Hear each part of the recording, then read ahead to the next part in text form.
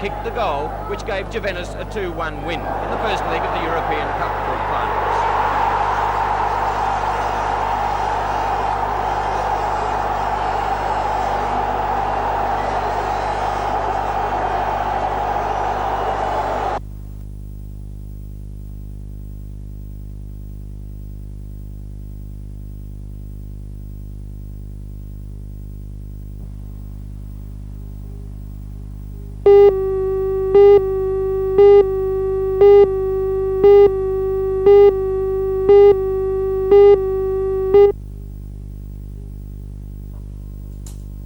Good morning.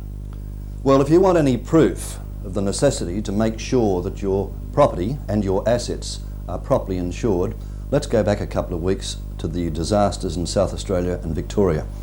If I've said it once, I've said it 1,000 times, there's no better insurance than the right insurance.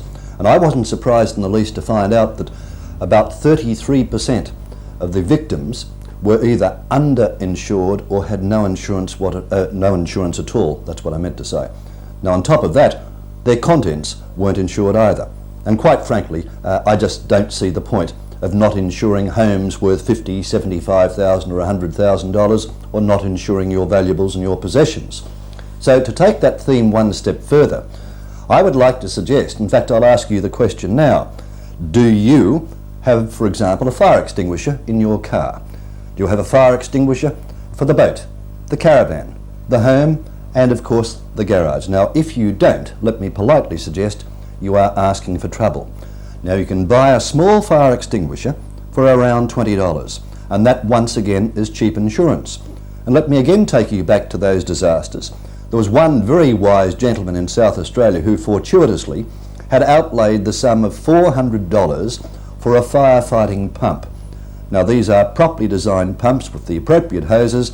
Let me say here and now that $400 investment saved a home worth $100,000. I'll have more to say about the appropriate way to approach insurance next time, but don't forget what I said, and please, for your own sake, buy at least one fire extinguisher and revalue your insurance as far as your property and the contents is concerned.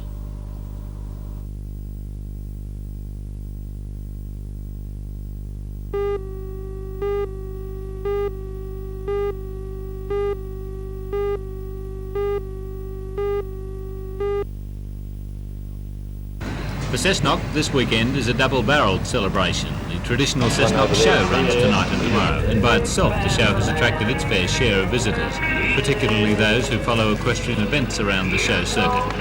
Although Cessnock Council declined to gazette today as a show holiday and came into conflict with some school teachers who wanted the holiday anyway, attendance at the show is beginning to build up well this morning, and tomorrow is expected to be much busier. However, for many visitors, the area's real attraction lies just out of town, where 22 vineyards have geared up for a bumper vintage festival. Activities will range from champagne breakfasts to tastings and banquets. According to the festival chairman, Murray Tyrrell, the week-long activities will attract more than 100,000 people. Looking at the number of buses alone that are coming question has been asked to be well in excess of 100,000. What industrial action? Do you think more people will come by bus rather than drive because of random breath testing? That seems to be the way of things at the moment, but you know, I don't believe that people should be worried about random breath testing so much either, because the history of wine festivals everywhere, people don't do silly things. Sort of wine makes people happy, and then they seem to be more relaxed and able to do things. So I don't think when you're dealing with there should be pressure, any concern industrial about pressure, you've got to bear in mind that that's an option.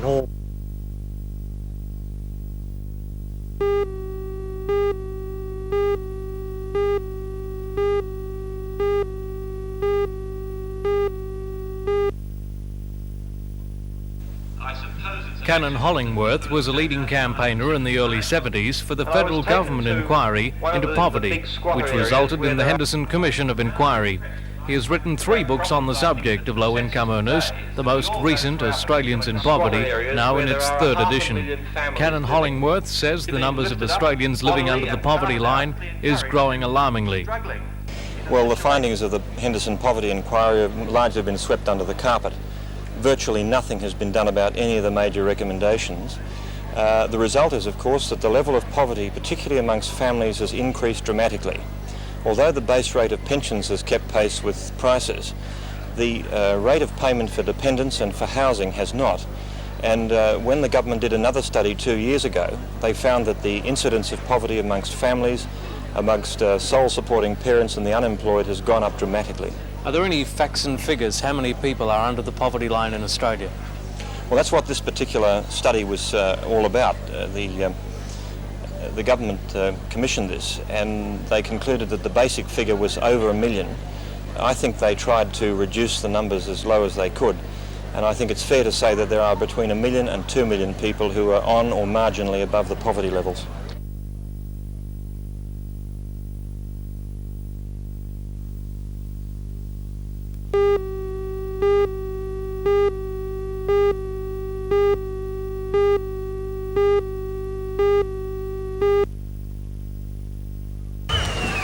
If it's necessary to raise money for your school, why not have fun while you're doing it? That was the philosophy of the 500 students of Batto Bay Primary School, slipping and sliding their way down the Foresters Beach water slide today. The children seemed to have boundless energy as they raced up the hill in their quest to raise funds for their school.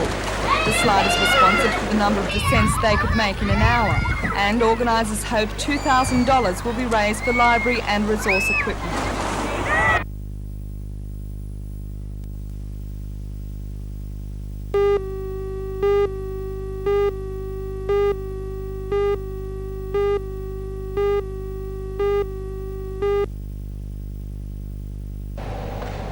Sarah Lee exports its cakes to 20 countries, to places like Asia and the Middle East. Back in Australia, the increased demand has forced the company to step up its production. That's where the new 30-metre, $600,000 oven comes in. It's expected to escalate the company's output by some 4,000 cakes each hour, and the new oven should be in operation by May. 50 extra staff will be employed as a result, and the packing, storage and dispatch areas have been expanded by 40%. The manager of the plant is Mr. Alan Rogers. Why has Sarah Lee decided to expand? Well, Janelle, our sales were above our capacity, and we feel very confident about Australia, and our export has been growing very substantially. So the recession hasn't worried you? No, touch wood.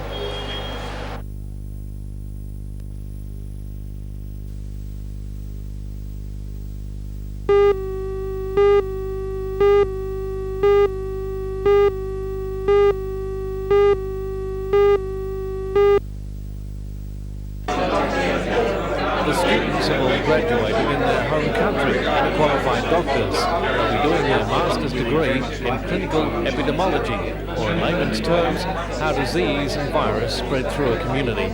2 of the students from the Republic of China are still in transit, having difficulty with certain travel documents. But the other 4 were welcome to Newcastle. Dr. Marian Langsang is from the Philippines, Dr. Amor Nilasami and Dr. Nipon Jinvalan come from Thailand, and Dr. Muhammad Hakimi hails from Indonesia. Steve Leader, the Professor of Community Medicine, says the $250,000 grant over 3 years will see 18 overseas students pass through the faculty. What we want to do is set up a collaborative network between people working in the same sort of areas in Australia and Canada and the United States, and these people working in the Philippines, Indonesia, Malaysia and other countries.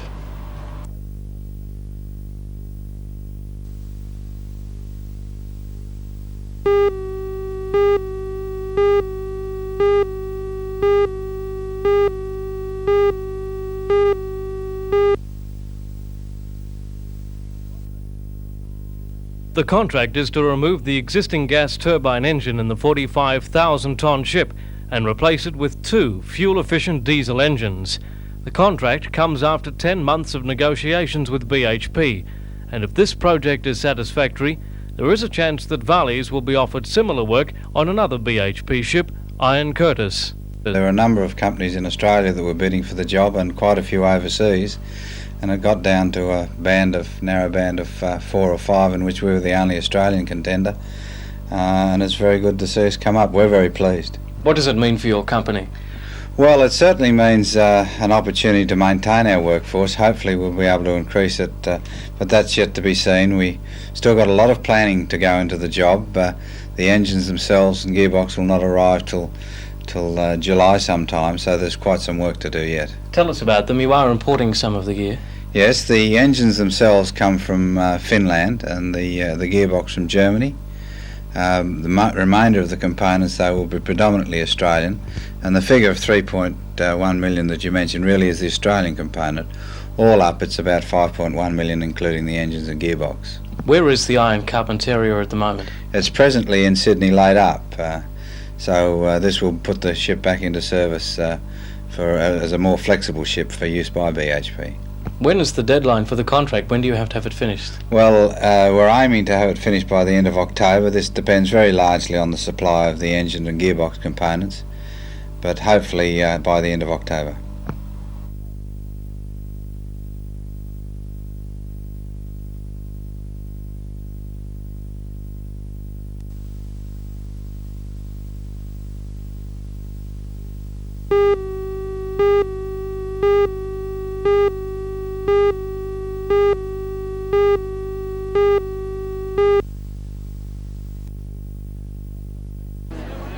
The relocation of the Maitland sail yard has been a thorn in the council's side for many years. The existing sail yards at Campbell's Hill are 100 years old. And more than 100 years old. Their proximity to the Maitland Hospital has always been a reason for not spending a great deal of money upgrading. He says the farmers are selling out early because feed is so scarce. Many graziers of today's sale were pleased about the recent rain, but they warned that follow-up falls are urgently needed. Sale yards adjacent to the Maitland Abattoir. This was on the advice of the city planner and perhaps public persuasion in an election year. For 3 years, residents of Rutherford have waged a relentless campaign against this site. The council At dropped that last idea and night, the started looking council for was the next almost site. unanimous in its Looks decision like not they to may go have ahead found it this immediately time. with the proposal. This 82-hectare site on the New England Highway opposite the Rutherford airstrip is the one now most considered likely by the Maitland City Council. All environmental impact studies have been most favourable. The site is owned by a BHP subsidiary, the Hunter Valley Aluminium Company. There was to be an aluminium smelter here. That project fell through, paving the way for the new sail yards.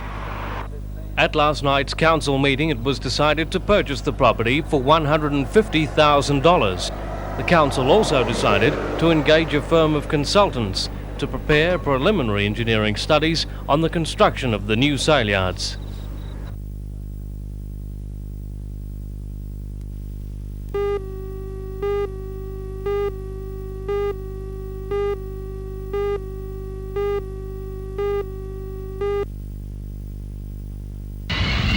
In contrast to the A4 Skyhawks the Singapore Air Force brought out last year, this time the detachment is operating 8 Hawker Hunters. Aircraft which are amongst the oldest jet fighters in the world. These Hunters first flew in 1952, but they're still capable of over 1,100 kilometres an hour. And the officer commanding the Singaporean contingent, Major Joe Kwao, says the Hunter is still a valuable weapon. Well, it's both air defence and ground attack aircraft. We use them for both roles, actually. In the overall defence of Singapore, how do you see Australia's role, particularly of the Air Force? Well, we are all part of the 5 Power Defence Agreement, and as such, it's for the protection of Singaporean and Malaysian airspace, and we're all part of that. So the Australian Air Force, if required, would probably be called in.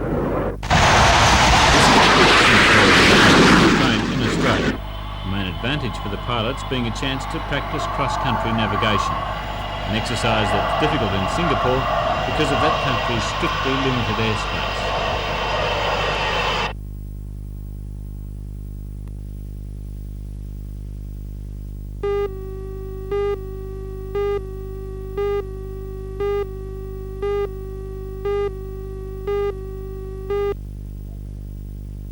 This is one of the 4 scanners. It's already installed in the squad's second rescue truck. As Sergeant Danforth explained to Port Waratah's General Manager, Mr. David Boyd, the radios will be invaluable in monitoring the multitude of radio frequencies in use by various organisations at a disaster scene. There'll be one in each squad vehicle and another at its New Lambton headquarters. In all, the 4 identical devices cost $1,500. This was contributed jointly by the company, its employees and staff, with the members of the Coal Loaders Safety Committee coordinating the fundraising. They constitute one of 6 industry, safety and rescue squads now coordinated with the 15 volunteer rescue teams operating in this area. And credit for this must go to Sergeant Danforth. Well, we accept the responsibility of training them and imparting our expertise as far as rescue techniques are concerned and advising them on the type of equipment needed for rescue situations.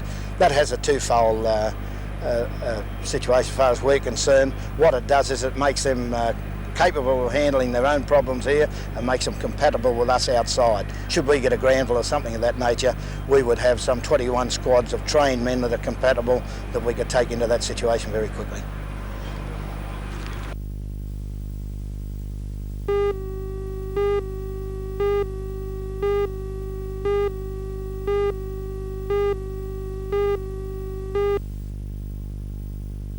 It'll be a great opportunity for the Northern New South Wales on their respective abilities. As coach of Northern New South Wales, Ollie points out, he has graded youth squad players in their coaching in the side of the 1983 World Cup. What benefit do you see the 2 matches tonight for Les Shine Flag's Australian youth team? Well, it's the first of 3 camps that he's arranged before he goes to Mexico, so I guess it's very important for the Australian squad and players to cement their themselves into Les's plans. And of course for the Northern New South Wales players, very, very important game also. Oh my word, I'd like to think that we could have some more pride in our representative matches. We don't get so many, and this is a big one, so I'm very hopeful the boys do well. What about the weather conditions? It's very steamy here now. What it's going to be like at Cessnock? I imagine it won't be conducive to playing football. I think we might be down the pool.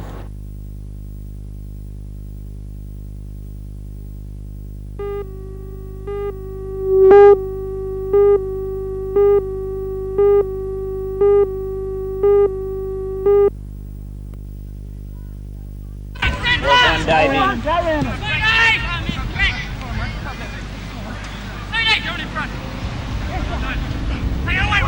Come on, Todd! Yeah! Yeah, right! On, Jimmy. Come on, let's go. Let's go.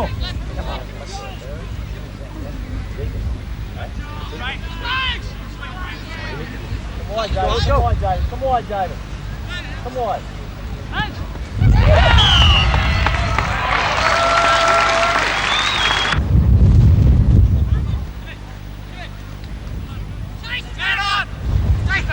Pull back, Dave. All the way.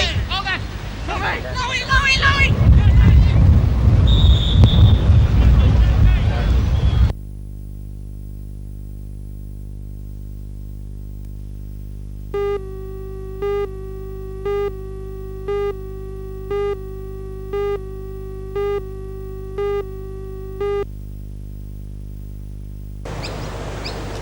The college authorities believe that an overseas contract would not only be financially beneficial, but would boost the college's status. The first tender was submitted to the Malaysian government last year, and a response to that is expected next month. Meanwhile, the college principal, Dr. Eddie Richardson, is to visit Thailand and Hong Kong following approaches from education authorities in the 2 countries. While overseas, Dr. Richardson will prepare a draft proposal for the upgrading of Thai technical teachers. We're trying to arrange a contract with the Thai government for the training of technical teachers. I met the director of technical colleges for the Thai system in Jakarta last year. He mentioned they were having problems in the training of technical teachers, and I offered to help if we could. In Hong Kong, they've got problems in industrial arts and in some of the other specialist areas.